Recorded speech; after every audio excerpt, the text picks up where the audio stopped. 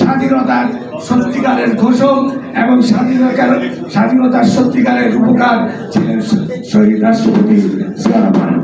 প্রিয় সাথীবৃন্দ, এই পর্যায়ে আমি আরেকটি কথা বলবো যে শহীদ রাষ্ট্রপতি জিয়া শুধু ঘোষণা দিয়েই থেমে থাকেননি। আমি বলেছি উনি জন্মযোদ্ধা ছিলেন। উনি ঘোষণা দিয়েছেন এই বলে যে বাংলাদেশ যেন স্বাধীন হয়, যদি স্বাধীন না হতো তাহলে ওনাকে মৃত্যুবরণ করতে হতো, আপনি সবাই জানেন। সেই জন্য উনি রণাঙ্গনে যুদ্ধ করেছেন এবং পরবর্তী সময়ে আবার আর্মিতে ফিরে গিয়েছেন। বাংলাদেশে যখন আবারও দরকার পড়েছে তিনি দায়িত্ব নিয়েছেন, সেটি ছিল তার বাংলাদেশ গড়ার যুদ্ধ। সেই যুদ্ধেও কিন্তু তিনি জয়ী হয়েছিলেন, আপনি সবাই জানেন।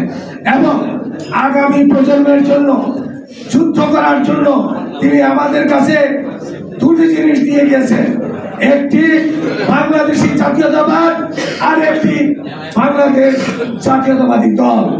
আপনারা সবাই জানেন বাংলাদেশ যতবার ক্রাইসিসে পড়েছে বাংলাদেশি জাতীয়তাবাদী সৈনিকরা রুখে দাঁড়িয়েছে, যুদ্ধ করেছে, স্বাধীনতাকে বারবার ছিনিয়ে এনেছে। কিন্তু এই বাংলাদেশি জাতীয়তাবাদী সৈনিকরা, এই সৈনিকরা কার অনুসারী?